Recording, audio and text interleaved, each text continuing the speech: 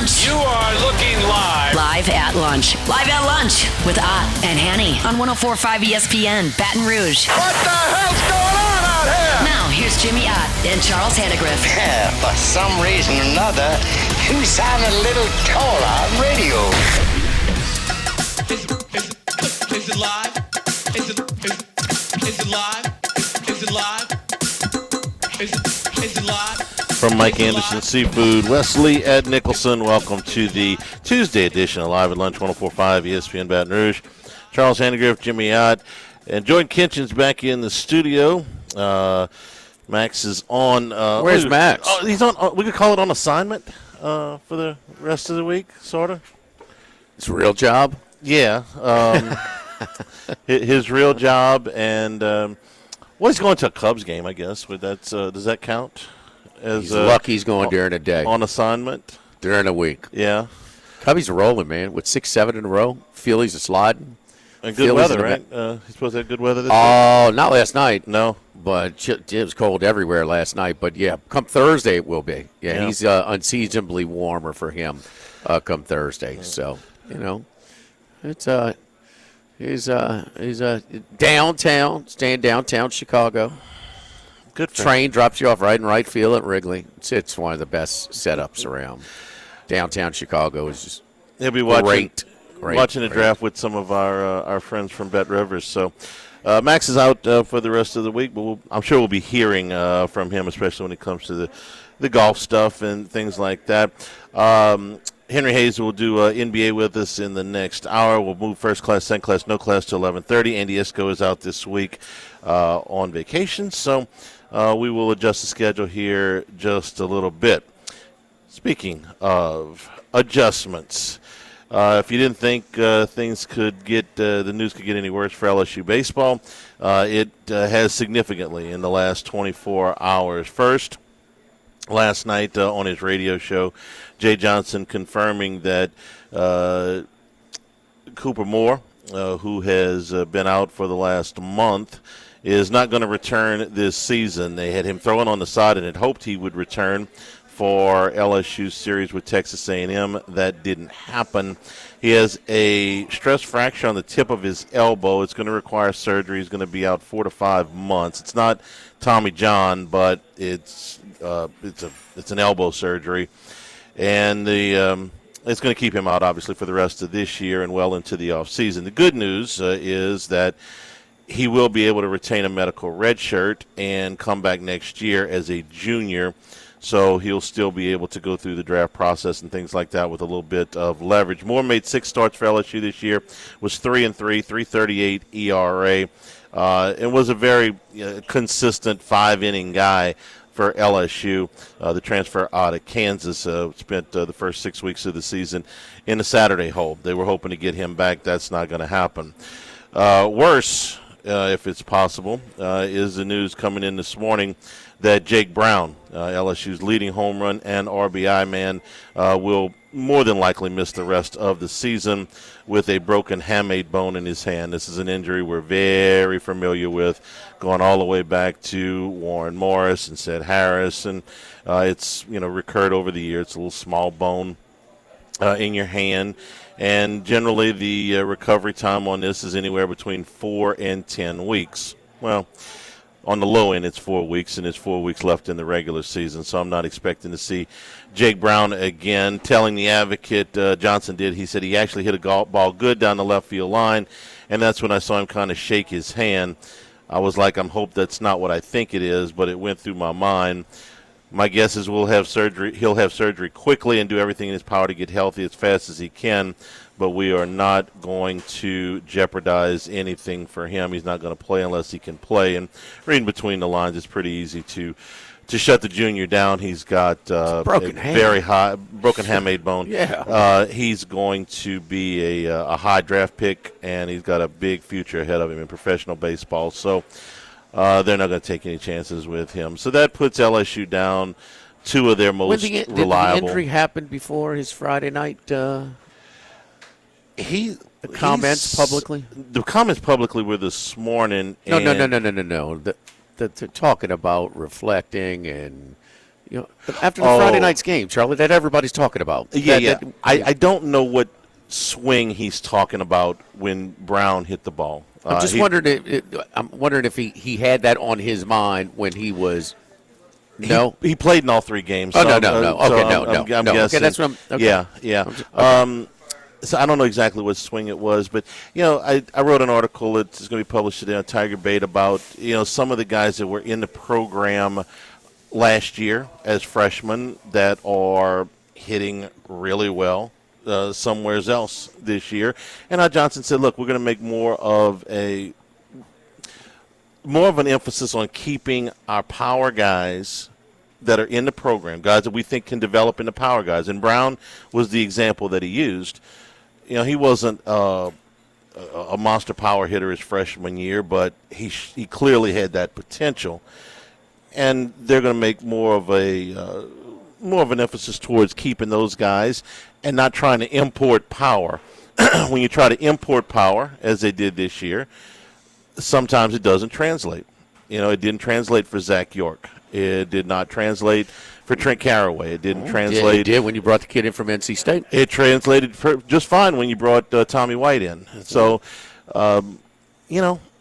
if you hit on guys, it doesn't matter where you get them from. But this is his preferred, from what he said Friday night, way to do it. How much is your roster building compromised because you extend your season to the ultimate as long as it can go? A little bit, because those are visit weekends that you can get kids down to your campus. But that's not your evaluation.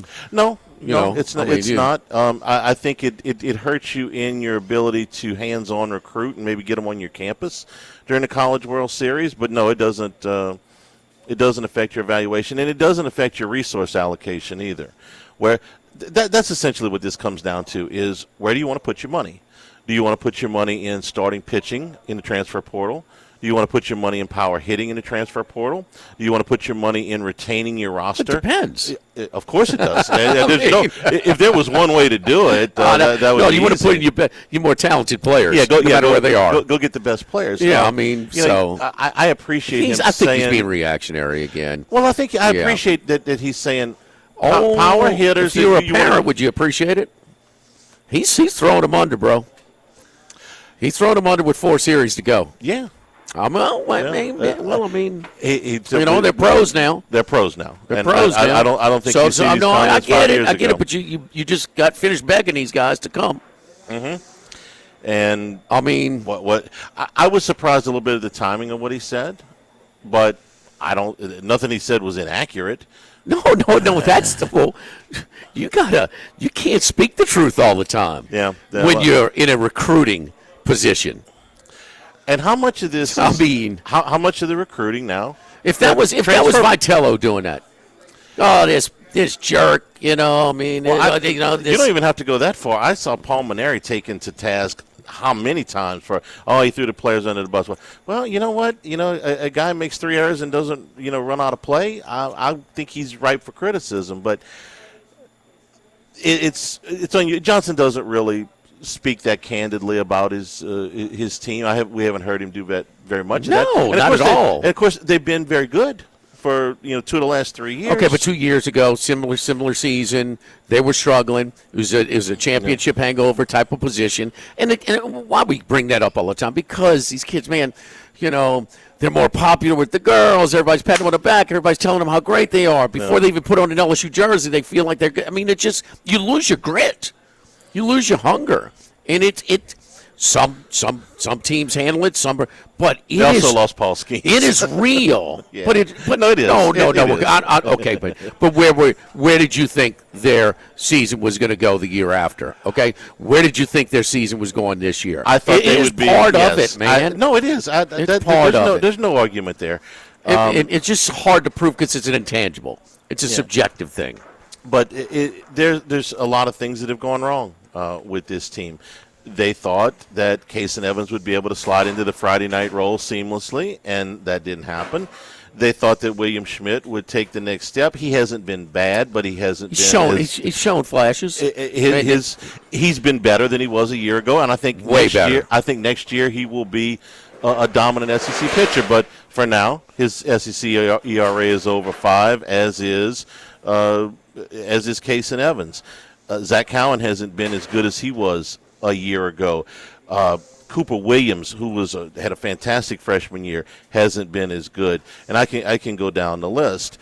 Offensively, all of the transfers that they brought in, really, they did not make the kind of contribution that they thought they would. And I think where they really miscalculated is they were way worse defensively than they had thought. Curiel's having a good year. Brown was having a good year. Aaron Beatty's run hot and cold, but he's hitting the ball. And outside of that, Milam's a streaky hitter. He can get on a hot streak with the best of them, and he's the best glove I've seen here. But he goes through down periods as well. He's hitting 281 for the year. That's fine, but he runs hot and cold. They haven't done anything at an upper level over a period of time this year at all. What player on the roster is maxed out? Maxed you want an out? individual. You know what I mean? Which player, not maxed out, lived up to your expectations? You're a little bit more grounded than most. Again, this was, everybody's just playing for second. These were respected professional people who are in this and who make a living evaluating talent. Everybody's playing for second as long as Johnson's, got that, The guys that have, on this team, that have met my expectations this year, Curiel, if you'd have told me he's going to hit 350, that's about right. Great, man. That's about right. He's going to be a What's he first-round doing in pick. Conference play? 321, I believe There it you is. go. Okay, he's good. He's fine. And I would tell you that Devin Sheeran out of the bullpen, when they have kept him in a role that has been to 2 innings or so, has been one starter and one reliever, a really good closer. And Grant Fontenot probably has exceeded my expectations again when they've kept him in a role that is reasonable to expect from him. He's thrown 15 innings this year. That's about it. Everybody else. That's a small number, Charlie. It's a very small number. That's a small number, Charlie. It's a very small. If you had told me that Omar Cerna was going to hit 282 as a freshman, okay, but he's really struggled behind the plate. Has Aaron Beatty. Aaron Beatty's bat's okay. But again, you've run hot cold. He's got 10 home runs on the year, but 4 of them were in one game. But this is also it's just a gross reminder that just lets us know that it's a year to year. College athletics are year to year. There's no more, Saban would say, man, we want to build a program. We want to build a nationally respected program. And he did. Yeah. And he did. And he left it where, Miles, was brought in to try and sustain it. And, he did to a degree. And they just, this is year to year, man. It's just, you don't have a whole lot of returning guys. That's why, like Texas football this year, they've got 12 returning starters and their quarterback. Mm-hmm. That's massive. That's like unheard of today. 12 of your starters, like not starters from somewhere else. Yes. 12 Texas starters. Texas 12 returning starters. Well, I'd say that because a lot of people say, well, we got no. starters coming back when they were starting for somebody else. Your team. Like, as high as LSU's expectation, how many returning starters in a football team they have? 6. Okay, you tell me. The two corners. Do they have 6? That's more than I thought. Let me count. The two Carter's gone, Charlie. Huh? He's in the draft. One of them. But Woodland was a starter last year. He was kind of a nickel starter. Okay, so just one if you want to do that. Weeks, Braylon Moore to center, Weston Davis to right tackle. We're going to call Harlem Berry / Caden Durham a starter at running back. Yeah. That's 5, and Trey'Dez Green. That's that's a lot. And Tamarcus Cooley at safety. He started every game at safety last year. So 7. That's a lot. Yeah. How many LSU has on his baseball team? Because look, your Friday night starter is not in his role. I'm sorry, that's not the same. That was not his role. I can't take Delane and you throw in the nickel guy and say that's a returning starter. He's in a different capacity. I would say 4 position players from a year ago: Curiel, Brown, Milam, and Stanfield. See, that's a little bit of a base.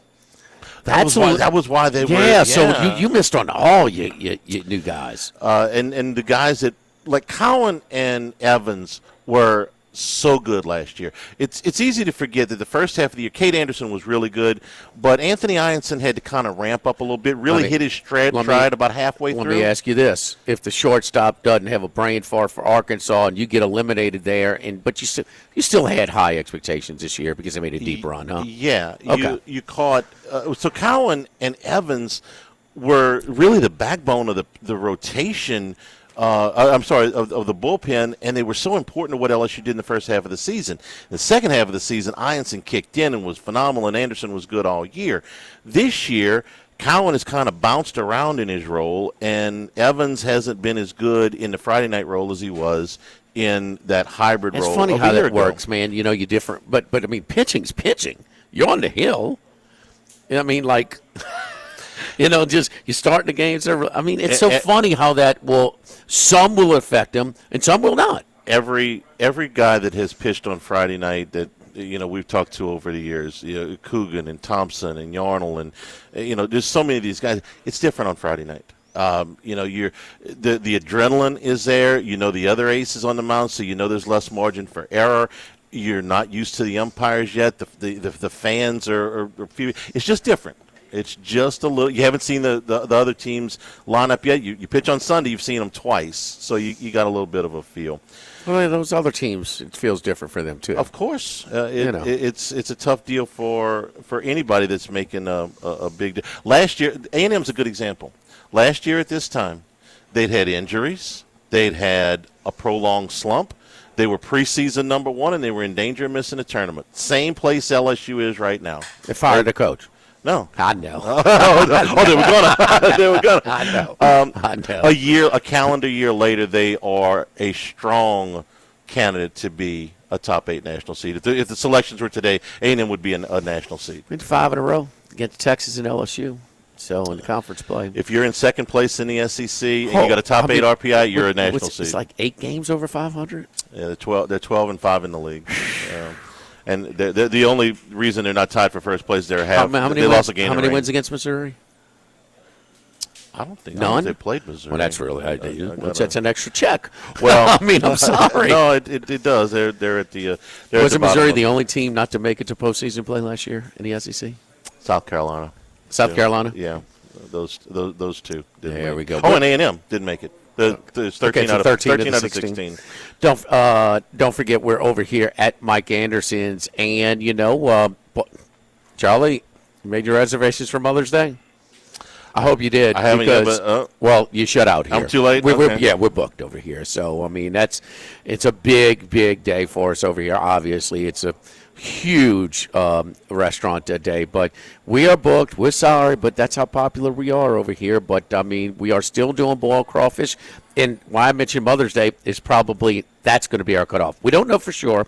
We'll let you know. We'll keep you updated. But the boiled crawfish have been so good over here at Mike Anderson's. We're continuing them through Mother's Day. So Shane, they've been getting a great supplier over here, doing a great job for them. And of course, every Tuesday, it's still oysters at a half shell, or half price. Every Tuesday, 5 to 9 in the Oyster Bar. Come on by and see us. Shane is here every Tuesday night doing his thing. Tell him you heard us talking about him on the radio over here, man. Things are just blowing and going. It's a lot of springtime, side porch events, man, businesses and wedding parties and just different family reunions and just a lot of that type of stuff. So if you're looking to book a crawfish boil, just see we got a full cater menu. You could do it hors d'oeuvres. You could do it in the chafing dishes, buffet style. It's a great. Got the outdoor bar. It's beautiful this time of year on the side porch. So keep that in mind as well. Mike Anderson's on Lee, just off of Nicholson.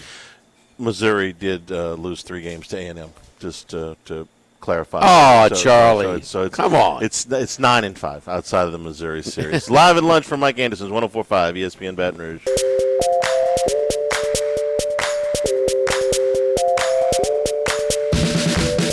Live at lunch with Ott and Yanni from Mike Anderson Seafood on Lee Drive on 104.5 ESPN Baton Rouge. Remember, the show's available on demand, 1045ESPN.com, LouisianaSports.net. New Handycast up on LSU baseball. That is up on YouTube right now. Brought to you by Supreme Rice, celebrating 90 years in business here in 2026. Supporting our Louisiana farmers, go to supremerice.com. All right, a little bit of intrigue in the NBA playoffs last night with a couple of upsets. The Hawks and the T-Wolves both winning on the road. The Knicks blew a big lead in the Garden, and C.J. McCollum, how funny was it to see him and Jose Alvarado chirping, get the double technical, the two former Pelicans teammates. But McCollum with kind of a turn-back-the-clock performance last night for the Hawks. They win by a point, and the T-Wolves beat the Nuggets by 5, in which Rudy Gobert. He did a good job, man, on the Joker. Held Joker Yes. to 1 for 8 Yes. when he was on him. Yeah. And they told him at the beginning of the fourth quarter, you ain't getting no help, big fella. And he was the Defensive Player of the Year award came out yesterday. Victor Wembanyama won it unanimously, which is the first time that's ever happened. But Gobert finished 4th. And, of course, he's won that award multiple times, and he was a little bit steamed. And he said, well, he had some things to say about that snub in the postgame. So when he had to take Joker in the fourth quarter, he did the job. So, Jimmy, we've had almost all the home teams won over the weekend, but now they say the series doesn't start until the road team wins a game? Well, I think the series has started in Cleveland. I mean, they got a commanding 2-0 lead. So, I mean, it's that's whatever. You don't have a real competitive series if the road team doesn't win a game. Yeah, well, I got it, but I mean, I think the series has started in Cleveland. So, how about that? It's probably over. Well, there you go. I mean, has it started? Well, it's you're saying it's over, and the road team has it. Look. How about Brandon Ingram, by the way, just briefly, because that was the least interesting game last night, minus the end, 9.5. I think is right on the number at the end, by the way. 2 out of 3 go under again, by the way. So that's now 9-2. 10-2 to start the postseason. Brandon Ingram. 2 of 13 or 2 of 15 from the field. A lot of mid-range jumpers. That's always been his game. What? The mid-range jumper has always been his game. If you think of Brandon Ingram, one thing he could do is shoot. I mean, these were clean looks, Charlie. These weren't like desperation shots, with heavy defensive pressure. These were just misses. So I'm just, whatever. So we've seen him. And he was such a Pelican for such a long time. It started in Madison Square Garden. They had a 14-point lead late in the third. They had an 8-point lead with less than 5 minutes to go. The thing they did, and it caught my attention, they ran clock early. They started compromising their offensive sets and prioritizing running clock, and it kick-started an aggressive team. And then Atlanta got hot. McCollum, who was very cold, by the way, in the first game. And the other former Pelican, who I was dog cussing because he cost me a middle because he missed 2 free throws at the end of the game in a meaningless game. But Mikal Walker was huge. Big corner 3 down the stretch. And then the steal. Up 2, the steal and the assist on I'm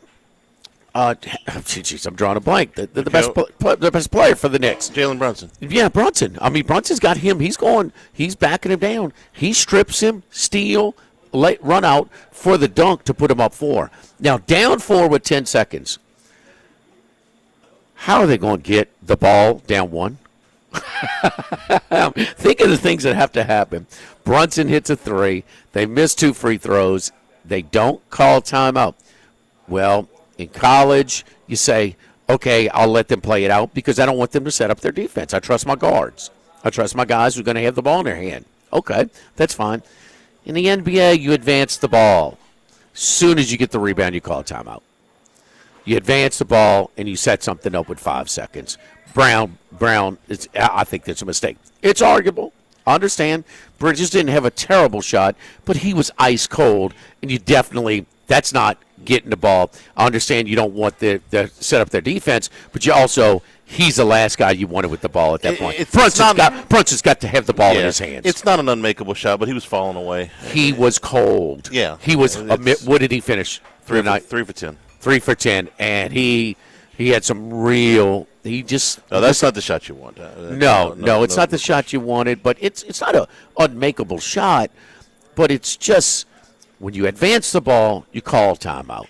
And then you can I don't know how they set it up, but you could set it up. And Brunson, how many times does he get fouled in that situation too? Get guys off the I know this.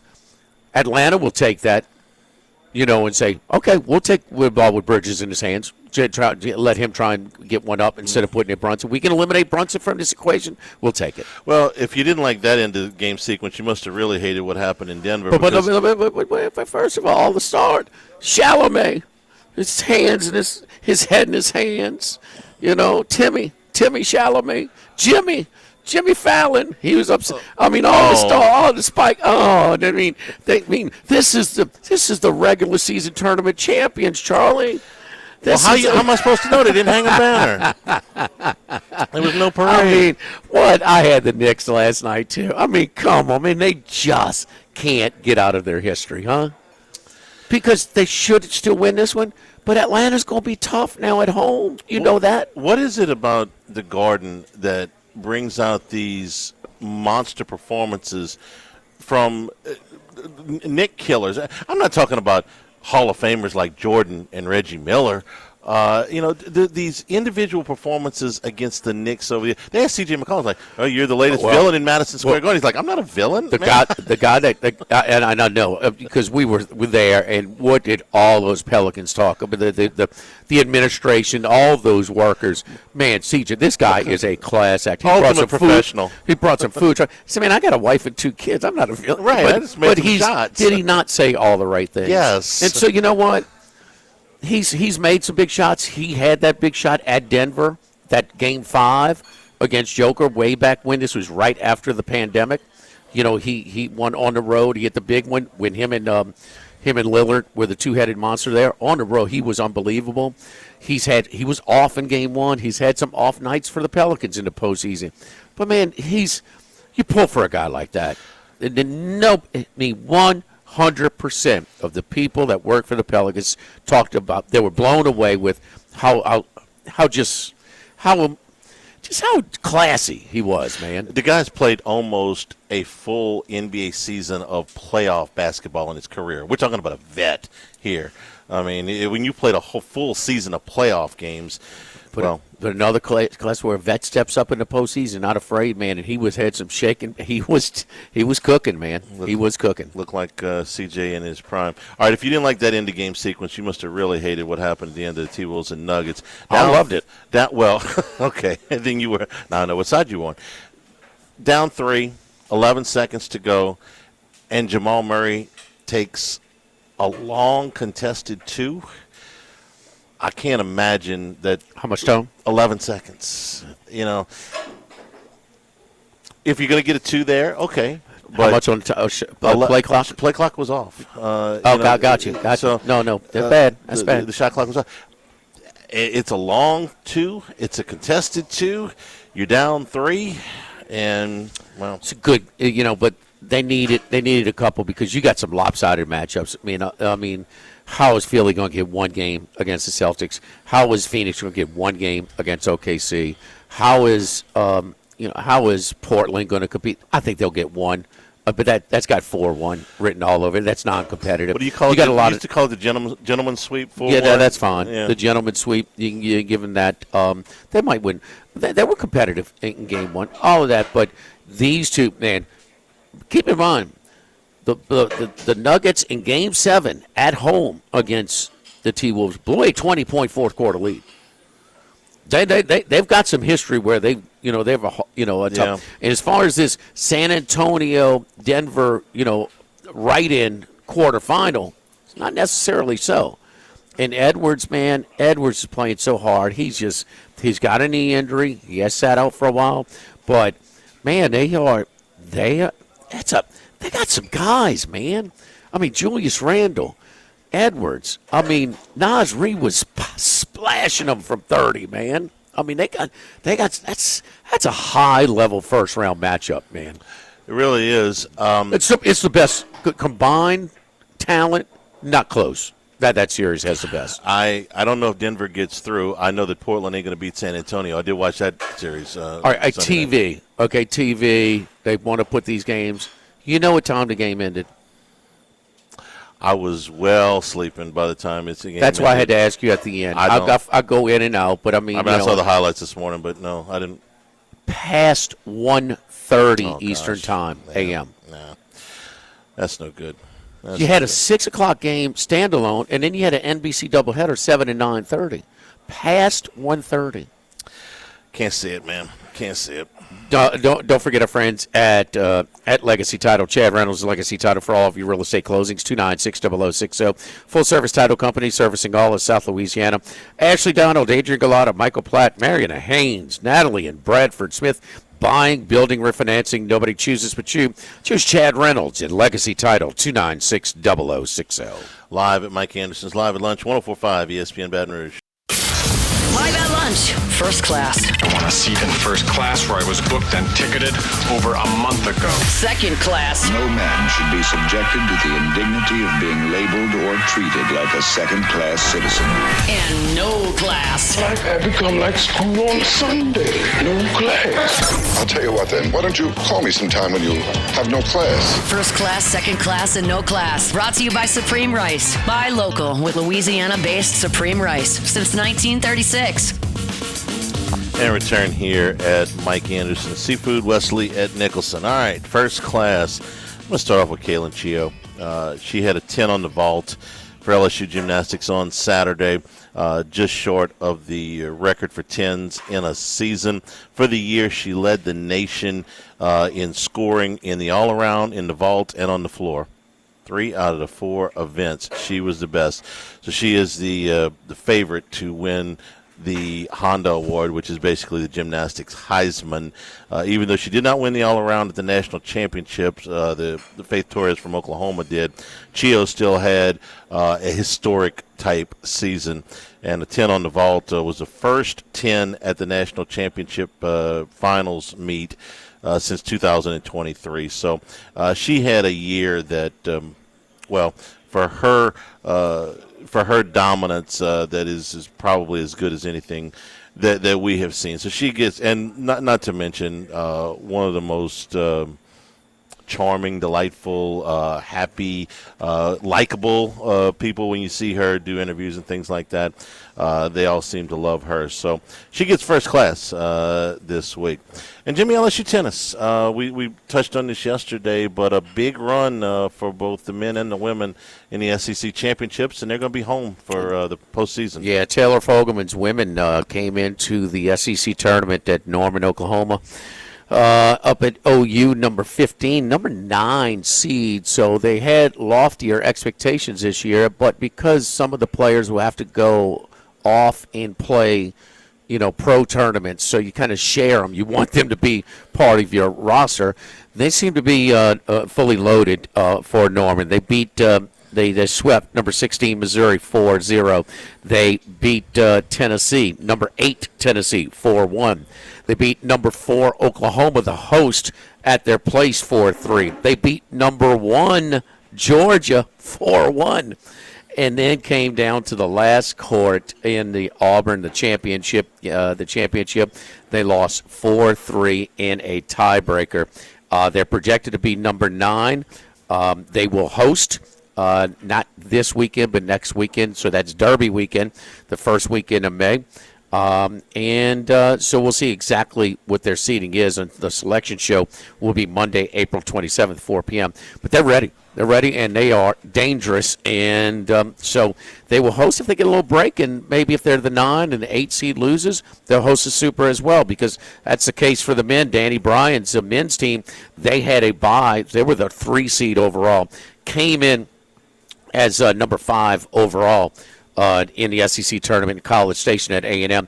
Beat Georgia 4-3. Number 12, Georgia. First time to beat Georgia since 1999, and then lost a tough one to State. Had a rain delay in the middle of it, kind of broke their momentum. Could have won the doubles point. They did not. State was the number 2 seed. LSU was the number 3 seed. State number 6 overall. They beat them 4-2.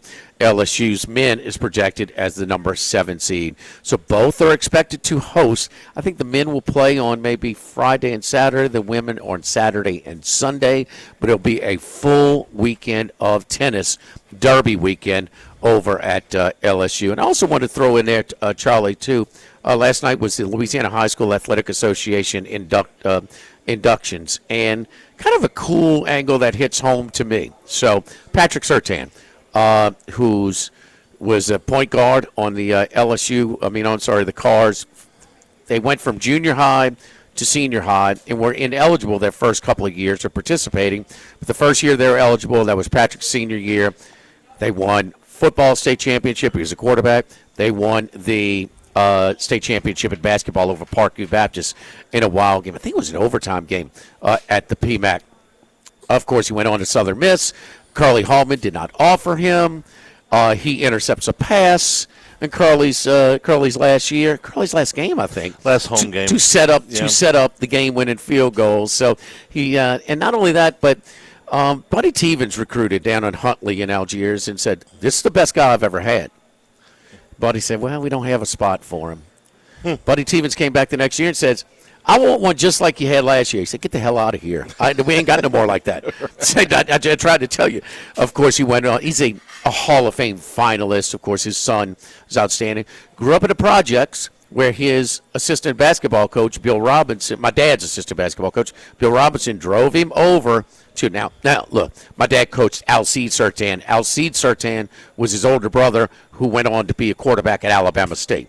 So he was in the family, but drove him across the river to play at Carr, and it was Bill Robinson, Rock Wallbacker, and a guy that got inducted last night too by the name of Sid Edwards, who all coached. They combined the AU Spartans in the Breeze, and kind of, so it's got it close to home, and they did a lot for kids. Of course, Sid did a lot for kids. Rock, Robinson. So it was kind of cool him talking about, kind of saved him. And, in my dad's funeral, a lot of the former players wrote some things, their memories, of my dad. And Surtain Rose says, "Coach, in 7th grade, you gave me the keys to the Ferrari." I mean, at point guard and at quarterback. And so you didn't see till 5 years later where he was. They were so strong that a guy named Herb Tyler went to Old Perry Walker and I was in the same district, but they were playing against each other now. So it was a loaded athletic community back then, and now we see what's happened with Carr, and Bryce Brown's done such a great job. So it's kind of those inductions last night kind of meant something to me. That's very good, very good. Herb Tyler, I think, still has the second most wins as an LSU starting quarterback behind Tom Hodson, if I'm remembering that stat right. Second class, good with a chance to be great. Let's go with the LSU guys in the NFL draft this week. These are kind of the final grades that I was able to, take kind of a consensus. Mansour Delane's going to go in the first round, just a matter of how high. A.J. Halsey, second to third round. Garrett Nussmeier, third to fourth round. Aaron Anderson, Xavier Thomas, and Harold Perkins, all rounds 5 through 7. And then there's a chance for some other guys to get drafted. Barrion Brown, the wide receiver transfer, could get drafted. Patrick Payton, the edge that they got from Florida State, could get drafted. Somebody could take a late flyer on Chris Hilton with just the speed. Somebody could take a shot with Jack Pyburn. If not, all of those guys will get a chance to be in a camp somewhere. Maybe Jamiri Butler, the edge they got from Nebraska as well. They'll all have a chance to play some professional football. So good luck to all of these guys. It's a big deal. To get drafted, big deal to start your professional career. So good luck to all of them. It's all good with a chance to be great. Let's hope they all go as high as they can. And that brings me to no class. When you are a draft-eligible player, I don't care if you're first-round pick, seventh-round pick, or somewhere in between the time you play your last college game and the night they announce your name at the NFL draft, you should be on your best behavior. And I don't mean just your best behavior. I mean get up in the morning, eat, work out, watch film, have lunch, work with your individual position coach, eat dinner, watch a movie, and go to bed for 4 months. I mean nothing, okay? Not so much as a parking ticket, because it could hurt you on draft day. And if it hurts you on draft day, it's going to hurt you cash. Zachariah Branch found himself out. This is a wide receiver from Georgia who's got a day 2 draft grade, second or third round. Found himself getting arrested at 1:30 in the morning for, you ready for this one, Jimmy? Obstructing public sidewalks and prowling outside of a closed Athens nightclub when the police told them to please disperse. You are blocking the entrance. Failure to comply with multiple verbal lawful commands led to 2 misdemeanors, and they arrested him. They didn't let him out of jail until 3:45 in the morning when he posted a bond. You ready for this? How much was the bond? $39. $39. You think you honked off a cop? I love that Athens. You think you pissed off a cop at that point? They're gonna throw you in jail and make you pay $39 to get out of there. No telling how much damage this has done. But this is just about the dumbest thing. I realize the charge is not all that serious, but you did this 4 days before the draft? Come on, man. Cost him $39 at the Athens Clark County Arrest Center. I'm going to tell you who's going to cost him on Thursday night. First Class, Second Class, No Class, brought to you by Supreme Rice, supporting our Louisiana farmers down in southwest Louisiana for 90 years. Pick it up where you pick up rice. You're going to get a great product at a discounted rate, and you're going to be supporting our Louisiana farmers, part of the Climate Smart program. For more information and great recipes, go to supremerice.com. Live at lunch from Mike Anderson's 104.5 ESPN Baton Rouge.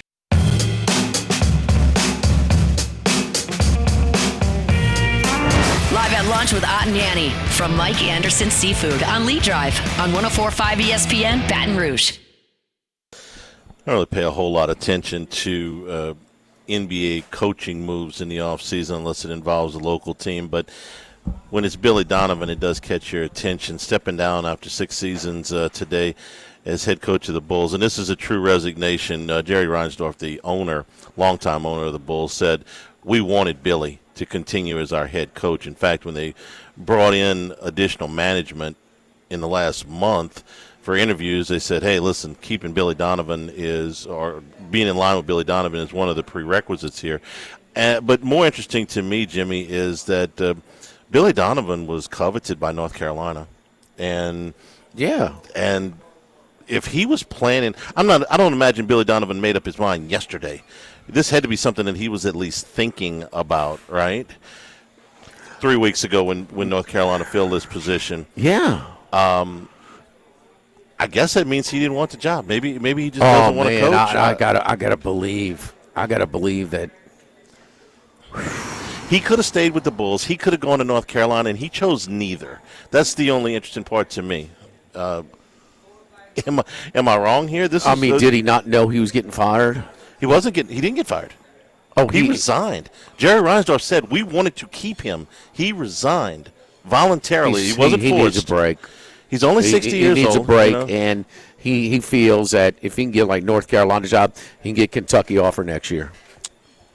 Yeah, that job is. Probably going to come open. So he feels still if it's not the North Carolina level, it's still really close. Yeah, had his pick of a plum job. He just needs a break. Needed some time off. Yeah. Donovan moving out. All right, we'll take a break ourselves here at Mike Anderson's. Wesley at Nicholson, live at lunch, 104.5 ESPN Baton Rouge.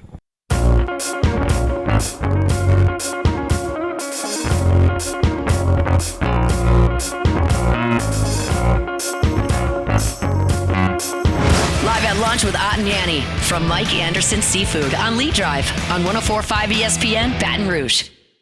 And return here at Mike Anderson Seafood here in the front bar. Come by and see us for lunch. Wesley at Nicholson. All right, let's bring in Henry Hayes, talk some in. Okay.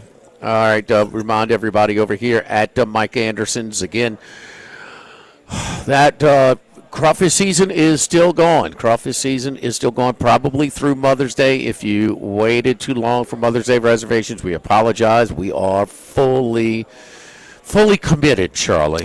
Yes, fully committed. Not like those half-committed golf shots after they go. You got to fully commit to it. I heard a golf analyst, a broadcaster say they were fully committed before they shot once. How does that work? I don't know. But give him credit. And credit is just like after he shanks it, he wasn't fully committed there. Yeah, at least he said he was fully committed before it happened. So. And how do you know if he's fully committed before the shot? If you watch, I don't quite. This is where we'd have to lean on Max. Maybe a choice of club. Oh, okay. I don't know. You argue with your caddy, maybe. Max isn't here. Let's bring in Henry. Got him on now. Let's talk some NBA playoffs. Henry, what's up, buddy? Jimmy, how we doing? Doing good, man. Thanks for squeezing in some time on your busy schedule. So uneventful first couple of days on Saturday and Sunday. Until the Orlando game. And let's start there before we get to some of the interesting series that materialized last night. But you thought that Detroit's regular season would translate to the postseason. You liked them. I was a little bit unsure. Are you willing to give it? Are you giving it second thoughts now after seeing Sunday night's result? Not yet. I think we always have this, right, where there's a kind of a game one shock. We did say, Jimmy, that the Pistons were young, and they are. And so they're going to stub their toe and skin their knee. It may be this round. They're going to have to get a little bit more playoff mettle. But all that said, they play hard. They defend.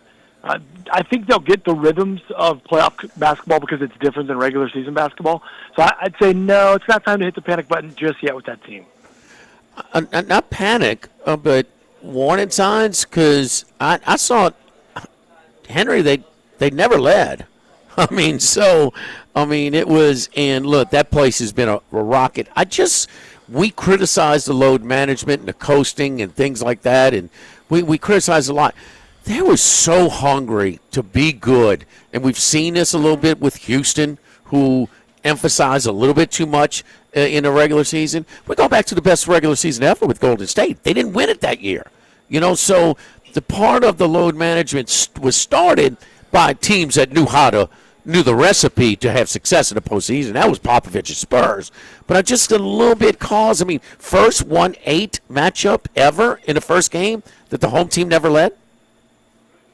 Yeah, and I think that, look, these series are different because you're able to – the coaching really ramps up here, meaning you can isolate a matchup or a side of the floor, or you can try and get a defender ISO'd on a screen, which you'll see often, that high ball screen where they'll get a switch, and they'll try to exploit that matchup over and over and over again, to where in the regular season, you might not have that level of specificity in what they call.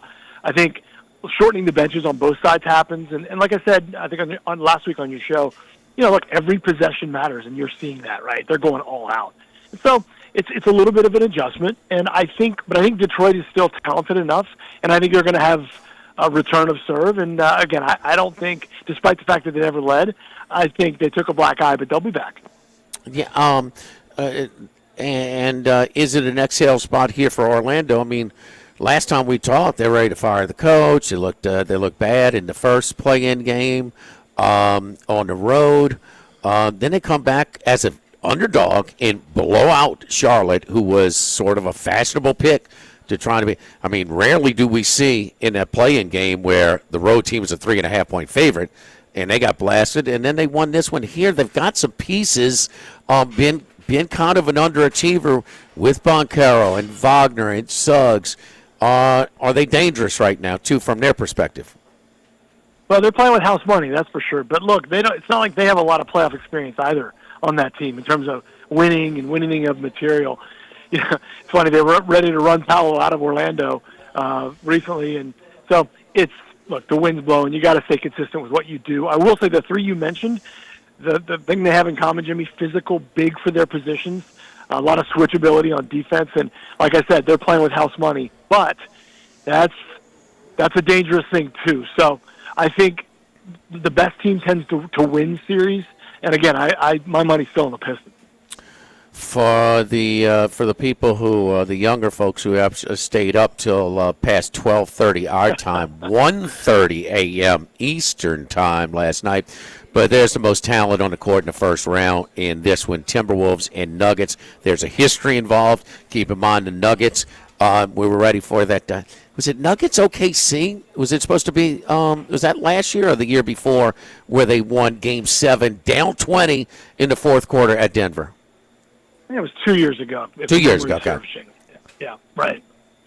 But yeah, I mean, look, again, another great series. I mean, you're right. It's like the NBA's got to do a little bit better job of that, right? That's the best matchup on the card, and they don't tip until whatever ungodly time it was. And you miss a lot of the country, certainly the Central Standard and Eastern Standard time zone, and that's a function of scheduling. But they got to do a better job of that because, again, that's the one everyone wanted to see. But a 19-point lead early. T-Wolves came back immediately in the second quarter, so we knew at halftime. Well, we had a pretty good idea. This thing, we might have a game. How about the matchup with Gobert on Jokic? I held it with 1 of 8, Charlie, 1 of 7. 1 of 8. One of 8. I mean, the former multiple defensive player of the year. Kind of throwing an ankle in. And the fun things about these NBA postseason series, it's adjustments and adjust from game to game. What's Denver going to do? Well, you really got to, Jimmy, tip your hat to Minnesota. I think they play pace and space as good as anybody in the league, meaning their dribblers get downhill and they kick to their shooters like, former LSU great Naz Reid, who, boy, Reid has developed probably the quickest release in the league. I mean, he gets that ball above his forehead and it's out of his hands in a half second. And he's turned into a really good, valuable big in the NBA. But if their threes are dropping, they are dangerous. And then, of course, you got the Anthony Edwards piece, which, he's arguably one of the most electric players in the league. However, you are playing against Nikola Jokic. You are playing against a multiple-time MVP. You still have Jamal Murray. They're not what they once were, but I do think that the book is out on Nikola, meaning bang him, physical, push, fight him through screens, hedge him, clip him, chip him. And so you want to kind of wear him down as best you can. Also, you want to make him a distributor, not a scorer, ironically. So Denver's not dead either because, again, those threes could easily not fall for the T-Wolves. But we've got the pace of that series is right in front of us. The T-Wolves are going to shoot a ton of threes, and Denver's going to try and run everything through Jokic. So really good. I mean, what a great first-rounder. There's no doubt. How about Edwards with that sort of fatigued, what they call it a runner's knee on his right knee, a little fatigue there. But, I mean, man, he's a guy that does not like to sit out. He did not sit out coming down the stretch to try and nurse that knee. And, man, he's fun to watch. Well, his handle, Jimmy, with his size, he's a lot stronger than he looks. We don't have a lot of him in the league. I mean, you think about an SGA, Edward is a good bit heavier and more muscular than him, and when he added range to his game and he can get to the rim, there's not much he can't do. I think still he's a little young in his career with the emotion. Sometimes that can betray him, and sometimes that's his power. So certainly an electric piece to have, and something that they'll build on in Minnesota. The memo has not gotten to Philadelphia, though, as far as the conditioning or the load management. But we go from Anthony Edwards, who will play through pain, to Joel Embiid, who is just, when it's all said and done, you're going to have a kind of a disappointing. The reason is because he's so talented, but he's not expected to participate. How's Philly going to get any games in this Boston thing? And one thing that Charlie asked me, sort of an uneventful opening weekend at Saturday, Sunday, I was really it raised my awareness. Tatum looks great. He looks blend-in mode. He looks like he played down the stretch. I know it's against Philadelphia where they're completely outmanned in this one without Embiid, but I mean, I was blown away with how good Tatum looks. You got to give it to Missoula, Jimmy. I've talked about him on your show before. I mean, what an attempt to get that team together. I mean, if you look at the 82nd game they played, where it didn't matter, they rested all their starters, and yet those guys were playing like it was Game 7. So I think you got to tip your hat to his coaching staff because they are focused. And like you said, man, it's not easy when your alpha is out all year and all of a sudden comes back. Everybody knows what that means. He's going to get his shots. He's going to get his touches. They're going to run through him. But Jaylen Brown, essentially carried that team through the regular season. So that's oftentimes a rocky road. So far, they've managed that really, really well. It looks like Brown and Tatum really don't have much ego, and it's about the winning. And so, no, I expect the Celtics to dispatch Philly really quickly, and there's no way the Sixers get a game here.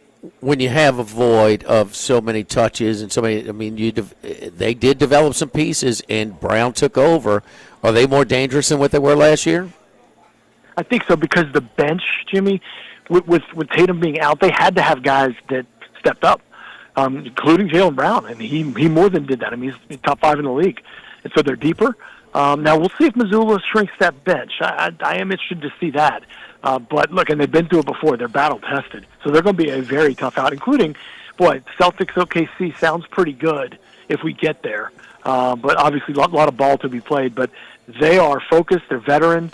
They're grizzled. They've got everything, and so they're going to be a tough out. We've seen this before. Boy, the place is rocking. Woo, party. Let's go, man. Let's go. Dance in the street after. The needle stops on the record in Madison Square Garden. Again, I mean, a 14-point second-half lead blown. 8 points in the last 5 minutes. How did they lose that game? Now they got a competitive series on their hands, it appears. Well, you got to go back down to Atlanta, and like you said, Jimmy, it's kind of painful because the league so wants the Knicks to be good. Knicks fans, you almost feel bad for the Knicks fans themselves because they're so itching to explode, and yet, it's like Charlie Brown and Lucy in the football. It just gets pulled away again and again and again. And look, you got to cheer for Brunson. I mean, I think pound for pound, he's probably the best player in the league for his size and what he can do. But yeah, they just find ways to lose. And so, like you said, now they got to battle, and I think they'll probably end up winning this thing. But look, like I said with the Celtics, you want to get out, sweep them, get off your feet, because all these guys nobody's 100% at this point in the year. So you want as much rest and as much recovery as you can, and now the Knicks have cost themselves. Game 2 in San Antonio, so we're at our first look, the late game on Sunday night of this highly dangerous but highly unseasoned, postseason seasoned San Antonio Spurs team. What are your thoughts? Did you see anything that give you an indication if they can make a serious run into postseason with so little experience? Yeah, so Wemby coming off, Jimmy, unanimous Defensive Player of the Year, which is kind of important, meaning he anchors that side of the ball for them, and that's clear. And then, of course, he has his abilities on the other end. I think what's interesting about him is I think they're going to change up how they're trying to cover him, so show him a bunch of different looks. In other words, hard trap, make somebody else beat him, double on the bounce. There's a lot of different things you can show Wemby in terms of the looks and how they're trying to guard him. So that's the piece to me, because they're going to take some stuff away. He's not going to be able to do anything he wants. The question then becomes, can the Spurs shooters make him pay? Does he make the right choice? That's going to be the interesting thing, because he's still young, and he hasn't had a lot of playoff experience either. But it's one of those things where you want to bet against the alien, do that at your own risk. But it's going to be a fun one to watch because, again, in terms of a two-way guy, we haven't seen a guy like this in a long, long time. Is supporting cast ready for make a run? Where experience is so valuable and they have none? Typically, the answer is no. And then remember too, this isn't a Greg Popovich coach team, so normally you'd say, well, Pop can get him there with his 6 titles, etc. I would tend to say no, Jimmy, but boy, Wembanyama is the X factor. I don't want to bet against him. Go lean on Fox a little bit more? Yeah, you have to. Yeah. You have to, because he's your second most talented player. He's your veteran, so you have to. Where do we stand with the Lakers game tonight? That's the late one. That's for the those who can't sleep. So that's the ambient nightcap tonight. So Lakers and Rockets. Who's available? Reeves. You've got Luka. You've got Durant with sort of a late scratch in game 1. Yeah, so Luka and Reeves will not play, and Durant's doubtful. So it's probably going to be a repeat of Game 1, Jimmy, which you got to give it to LeBron, man. He controlled that game from the jump. Obviously, Luke Kennard came out of kind of nowhere. I would expect the Rockets to have a little bit of return of serve for matching Kennard. Although, Tari Eason had his hands full, former Tiger. He's a little light for where LeBron is in his career now. If you're J.J. Redick, you're going to run it back. You're going to try and execute the same game plan. So we'll see if the Rockets can step up. Problem is that in KD's absence, Jimmy, they've gotten so relied upon his ability to create his own. Right. Without him on the floor, everybody, it's different for everyone. Everyone's got to step up a share. You're taking 26 points off the floor. So, we'll see. But you could bet James will be ready, and they're going to try and punish, I think, the Rockets in the post again with him. And finally, of the higher seeds, who's the most at risk of not advancing? We'd have to say Detroit. Obviously, we talked about them against the Magic really? with their youth and inexperience. But having said that, I still think they win that series. But of all the high seeds, I think they're in the crosshairs the most. More so than Denver, huh? Yeah, look, Jokic is a two-time MVP. Those guys, They know what they're doing. They're not going to panic. And then Minnesota's wishy-washy with their threes, Jimmy. If they're not making those threes, they don't have much of a shot. So I think Denver's going to be fine. Give us and finally, Henry, Donovan resigns today. He turned down North Carolina. He resigns. Reinsdorf says we wanted him back. I mean, obviously, it seems like this guy just wants it. I mean, he'll have a bunch of offers next year, whether it's in the NBA or in college. Maybe Kentucky will open up with Pope having a rough time in roster building this spring as well. But what about, did you see this coming from Donovan? Yeah, look, Jimmy, Chicago's the second cousin to New York in terms of the league kind of wanting both of those franchises to be marquee. Since Jordan and Pippen left, there hadn't been much action at all. And it's just been missed draft pick after missed signing, after injuries, after coaching changes. And, 6 years, Billy's been there and just wasn't really going anywhere. So I think, my gut of it is I think they wanted him to stay for a rebuild. I don't think Donovan's interested in that, not at this stage of his career. So whether he goes back to college or whether he sits out and maybe picks up another pro job, I think the pro guys coming back to the NCAA, Jimmy, is different now than it used to be. Obviously, some guys, you step right into the money, fine, and some guys don't want any part of it. So we'll see what Donovan wants to do. Obviously, he's accomplished a lot with the 2 titles at Florida and deep pro experience, but I just don't think he wanted to sign up for more rebuilding. The away teams that failed to cover in the first game went 2-1, and the one missed by a half a point last night. We'll see with 3 more games tonight. We'll continue touch base with Henry throughout the entire postseason of the NBA. Thank you, Henry. We'll talk to you soon. Thank you, Jim. All right, don't forget our friends at Relief Windows and ReliefWindows.com for windows, for doors, siding, and shutters. Wood windows, if your homeowners association requires wood windows like mine, do it right the first time with the original construction. Or if you do have to replace them because those windows rotted like mine, call Relief Windows. They got the high energy efficiency RLS gelled wood frame windows. They come with a 20-year general warranty and a lifetime limited warranty against rot and termites. So they look good, they're functional, and they last. So call Relief Windows at 288-8138, or you could go online at reliefwindows.com and check out all of their inventory. Again, not just for windows, but for doors, siding, shutters, and shades. Relief Windows and reliefwindows.com. Going into that game on Sunday night, the Spurs, the top 7 minutes players, how many games of playoff experience did they have between them? The top 7 guys that played the other night. Oh, gosh, but because I'm taking Harrison Barnes out. Minus Fox and Barnes. Oh, Barnes is out. But Barnes was like the 9th minute getter the other night. Fox is your only guy. Minus Fox, like 0. 0. Yeah. And Fox has 7.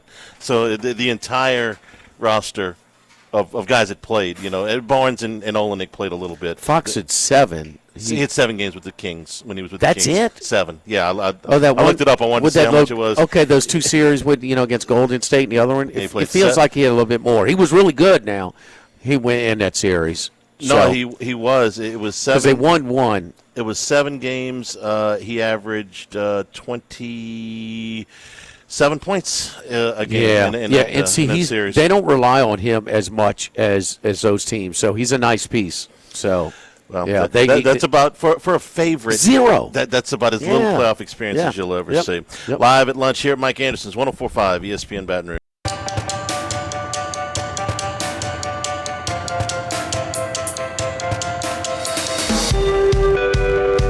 Live at lunch with Ott and Yanni from Mike Anderson Seafood on Lee Drive on 104.5 ESPN Baton Rouge. And we're also brought to you by Coastal Capital Advisors, because when you're planning for retirement, you want to have some security. You want to have answers to your questions. Let Phil Fontenot and his staff talk to you. Sit down, no matter where you are in life, no matter what your age, what your income level is, they'll get a plan that's tailor-made for you. That's what they did with us. Answer those questions. Last thing you want is a surprise. So What are your goals? When do you want to retire? What are your expectations upon income in retirement? They can answer all of those questions. CoastalCapitalADV.com to set up an appointment. Coastal Capital Advisors, member FINRA, SIPC. All right, Jimmy, for some markets and for some sites, today or at the very least tomorrow will be the last day that you can bet the NFL draft. So got a few picks that I like that I wanted to share. Run by you, see what see what you think on some over-unders for guys that are expected to go in the first round, somewhere in the first round, somewhere being the operative word. So let's see what you think about these. Mansur Delane, whose total is set at 10.5. Everybody knows, of course, LSU cornerback. 10.5. Not too heavy juice to the under 121. Okay. I think an over is minus 108. So this is kind of close to a picket. I think he will go under at minus 121. I think the Saints are really in play here, and I think Kansas City is in play as well. And I wouldn't even rule out the Giants because they've got a second pick now inside the top 10.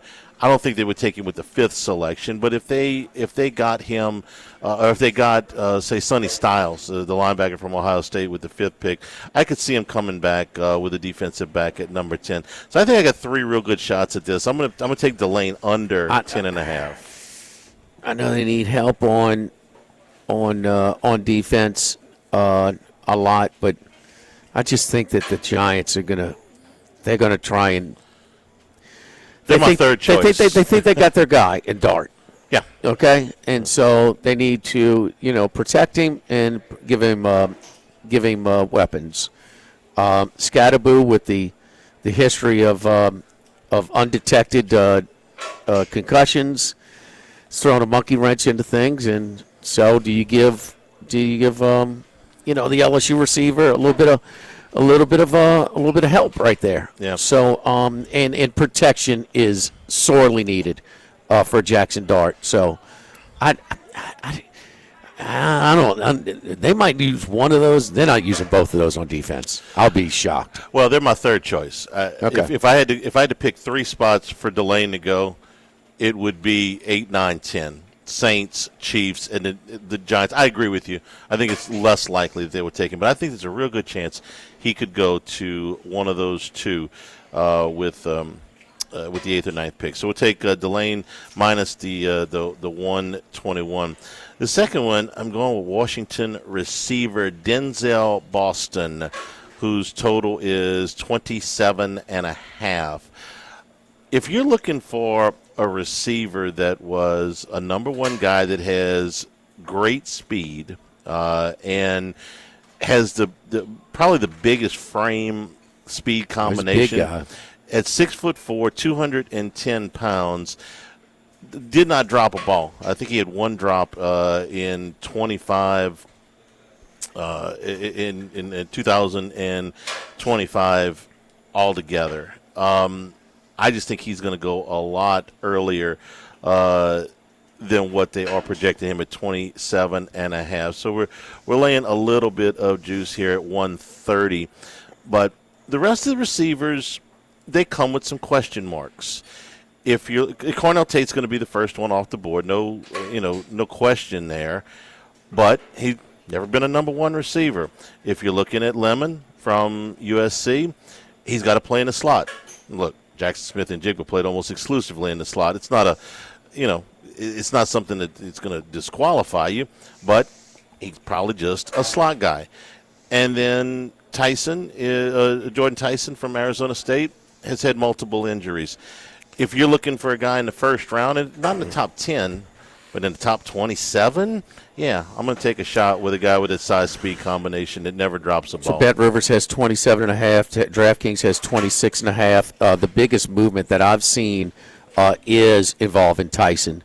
Tyson's now total is over under is 8.5, and juice to the under minus $2. So that is a serious move. We're looking at 14, 15, with him. Yeah. So under 8.5 minus $2. The other significant movement is on the lineman, the tackle from Miami with the back injuries. With the disc injury, so he's been taken off the board completely. Off the board completely. Because the way they talked about it wasn't like it wasn't a back issue that they felt like would be recurring. That you never know, but they said it would be the first tackle taken. You get to deal with a back injury who's not necessarily a guy you could play at left tackle to begin with.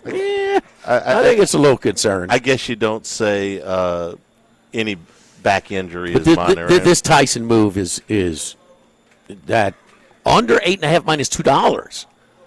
I mean, they think they. Yeah. Who's drafting 8? That would Saints. be the New Orleans Saints, huh? Yeah. Okay. Well, I'm looking at Washington right Sure. before them at 7. Washington is getting Daniels a weapon. Okay. Yeah, I would be surprised. Well, there's a bunch of different places he could go. Washington being one, the Giants being another one. He could go. But I mean, it's so the third one, and I didn't realize that they had taken Maluga off the board yet. Then that probably. Are you showing something on it? No, I'm not. Okay. But I didn't realize they'd taken it completely off the board. It just wasn't on my radar. Mm-hmm. Spencer, and so this may temper my enthusiasm a little bit, but Spencer Fano, who I think is going to be the second tackle off the board from Utah, at over 9.5 minus 108. I just didn't think there were going to be 2 offensive linemen go in the top 9 picks, and I kind of got my Lucas slated to go with one of those picks. Maybe it's Cleveland, but I just kind of figured that Fano would go after that, somewhere into the teens. So 9.5 I thought was a little bit tall for him. Over 9.5 is minus 108. Mm-hmm. So that's my 3 picks. Fano over 9.5, Boston under 27.5, and Delane under 10.5. All at pretty moderate juice. So if you are planning on getting something down, like I said, some of these markets, Troy Macker told us yesterday that Bet Rivers tomorrow will take these props off the board sometime tomorrow. And who do we know anybody that's got them going on draft day for sure? That you can continue these into the later part of the afternoon. No, I don't know. On Thursday? I know. Everything is changed. It would be Thursday morning at the latest, I would think, but they have just really tightened the limits and tightened the menus. Nobody likes booking the draft. No. It's just that simple, and so even like Circa, and we know about Nevada's restrictions. As soon as it's, what time's the first pick? Is it 7? Our time, 6:30, 6, 7, like well, whatever it is, 24 hours in advance. It's Nevada and everywhere that they take them off. But Circa, who is prided, we've done a lot of shows at Circa's, and they pride themselves on taking the biggest bets. They limit to $1,000 at max on any of their draft bets. So I mean, it does involve competition, and I can understand. So I mean, it's information based, and so it's a lot of fun. They tried to, but they have gone backwards in booking a draft. Now, the other thing, our friends, and I heard Johnny Avello, who's been on our show from time to time, he's been on with Matt as well. The DraftKings has gotten a little bit more aggressive. So I'll be interested to see. Of course, you can go in downtown to Bally's or the Queen, and anything that is offered on their app is also offered on the kiosk and at the window. So. They will put the Raiders on the clock at 7 o'clock tomorrow night. There's another change for the draft this year, and it is they have for first round picks they have shaved 2 minutes off of the allotted time, from 10 minutes to 8 minutes, so it'll go a little bit faster.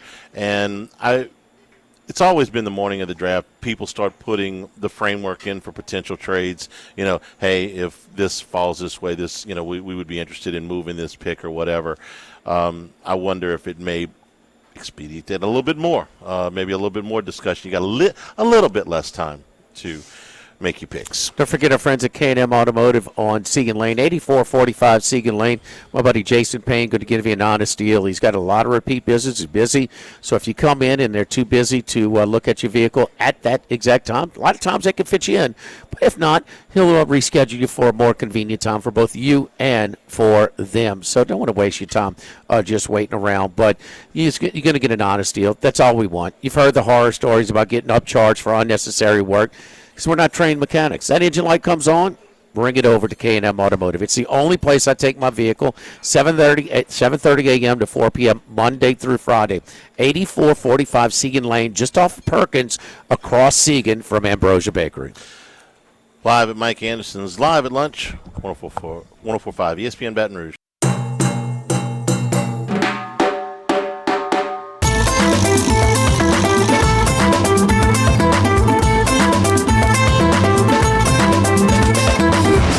Lunch with Ott and Yanni from Mike Anderson Seafood on Lee Drive on 104.5 ESPN Baton Rouge. And return here at Mike Anderson's. We're also brought to you by Louisiana Health and Injury Centers, helping you deal with pain. If you're hurting, if you've got neck pain, got back pain, you got muscle soreness, things that are keeping you from getting around or maybe getting a good night's sleep, let Dr. Michael Goff and his staff pinpoint those areas and get you to feeling better. They'll get you into a program that'll work for you. Lord knows they've done it for us, whether it be just an exercise and stretching program or a dry needle or electric nerve stimulation, cryo or ultrasound therapy. They can help you out. Airline Highway, Plank Road, Jefferson Highway near Drusilla, Dr. Michael Goff, Louisiana Health and Injury Centers. Transfer portal about 24 hours away from closing in college basketball. That just means that nobody else can put their names in. Still a lot of signings to we should be getting some news in. Well, got a little bit of LSU news yesterday from their first signee, which is Mohamed Diabate from Kentucky. 6'7", 220-pound junior. Last year averaged right at 9 points and 5.5 rebounds a game. Jimmy, he had maybe his best game of the season, certainly one of his best games of the season, in the NCAA tournament against Santa Clara. That game that Kentucky was, frankly, pretty lucky to win. Got the half-court shot just to get it to overtime, and he had 17 points and 8 rebounds in that game and shot 6 for 8 from the floor. Played 32 minutes in that game. That was the fourth most points he had scored in a game this season. In the other games, 2 of the other games were non-conference games. So I would say that that was one of his best games. He also had 14 points and 3 rebounds against Florida in the SEC tournament. That was the game on Friday that they played against them. Probably a depth piece, but an experienced guy. He has played 3 years of college basketball, and he is headed to Baton Rouge. So it's been his first 2 years at Alabama, so he's been all 3 of his years in the SEC. Started 10 of the 31 games that he played last year. How many start for Alabama? None. None. He was a straight reserve. Okay. He played 70 games for Alabama and averaged about 12 minutes a game his first two years. So we expect we're going to hear a lot more in the next few days. Yes. Out of LSU, and it's going to come with a flurry. Yeah. Well, there's a lot of spots that he's got to fill. Some strategy involved there, and some others, but expect a European influence on this thing. And hey, man, 2 of the Final Four teams were heavy European laden, and Illinois and Arizona. So I mean, you'll have that. So obvious, for. This is the part where Will Wade, it's his strength as a coach in roster building. He embraces the new format of roster building in college athletics. He's moved on to where he's got some resources, increased resources from what he had, and so he's going to do well. It was just I was a little. Man, what's going? We're being really quiet. So, it's going to come with a flurry. It'll be good. It'll be competitive. It's just a matter of how competitive, and I'm sure they're trying to figure that out themselves. So, we talked about roster building in the first hour with baseball. Where are you going to put your resources? Or are you going to put more of your resources into a European flair? More of them into your high school guys. You got to have a mix. This team's going to have balance. Yeah, you got to have a mix. Yeah. So I don't think they'll be this heavy as Illinois and Arizona were, but they're going to be more than what they've had. And what did we have our European pro that didn't see the floor this past year? Zipper. Yeah. Yeah. I keep going back to the conversation that we had with John Brady, just right before everything happened with McMahon and Wade, and he said, if I were building a roster, I would probably try to build it around 2 pros. If you can get 3, great, but that's probably two pros will cost you about. Probably 50 to 60% of your total budget if you're in a budget situation like that. If you're going to get 2 pros, if you can get 2 pros, odds, yeah, the numbers are you're not going to have 2 pros. No, I mean you got 64 teams in the tournament. Okay, you got 128 pros. No, the better teams, but we have seen though. Let's just take the Will Wade run at LSU. Nas Reed. Skylar Mays has played some. In the pros, they have some guys in Tari Eason. Cam Thomas is still a pro. The previous coach had none. Yeah. And I getting pros. I'm going to give a little bit of leeway there. You get me a guy that maybe doesn't make the NBA but goes and plays in Europe for 6 or 8 or 10 years. I'll take those guys. Take a guy. Like Emmett Williams, okay, who's a very important player for LSU, but didn't play in the NBA. Man, no, you need guys. Emmett Williams is, he's one of my favorite players that play for Will Wade. He is a man on that glass, bro. Tremont Waters did not play a long time in the NBA, but he was fantastic here. Can create on his own. Yes, indeed. So there's guys that you can go get that. Not necessarily going to spend a whole lot of time in the NBA, but are going to play pro ball somewhere. Our boy from Omaha, Coach McDermott, who just retired from Creighton, he's still pissed about that Big East rule that didn't allow them to get Tremont. Oh, Tremont Waters, because he was a Georgetown signee, so couldn't sign with another Big East school. While we're talking about Tremont was a big piece of kickstarting that whole thing for Will, man. Huge. I would argue that he was the most important player that he brought in. The first 2 years. Yeah. He was like that. There's one more guy that John Brady had on his team that didn't play in the NBA at all, but played overseas for a long time, and I think he was MVP of the Moroccan League or it's one of those leagues. Dupree. Dupree played over there forever. That was another one, but not Darryl Mitchell.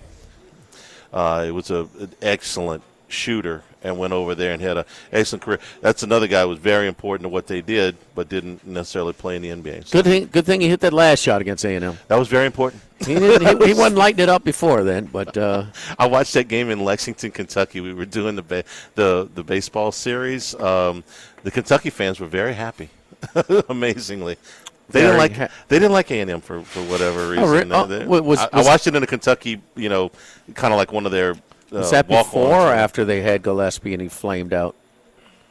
It would have been 2006. I'm trying to remember when Gillespie was there.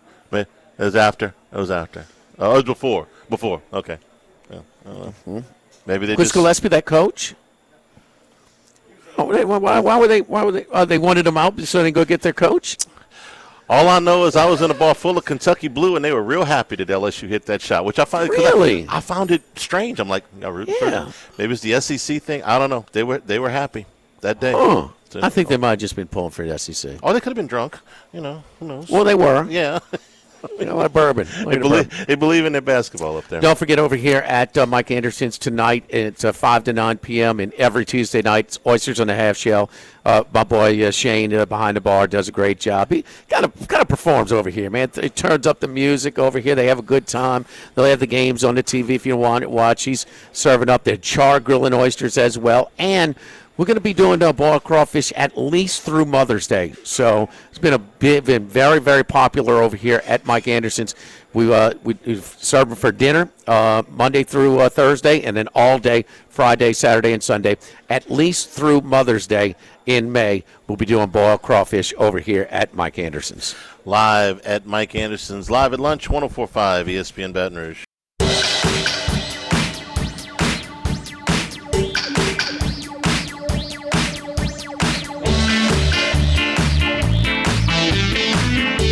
Live at lunch with Ott and Yanni from Mike Anderson Seafood on Lee Drive on 104.5 ESPN Baton Rouge.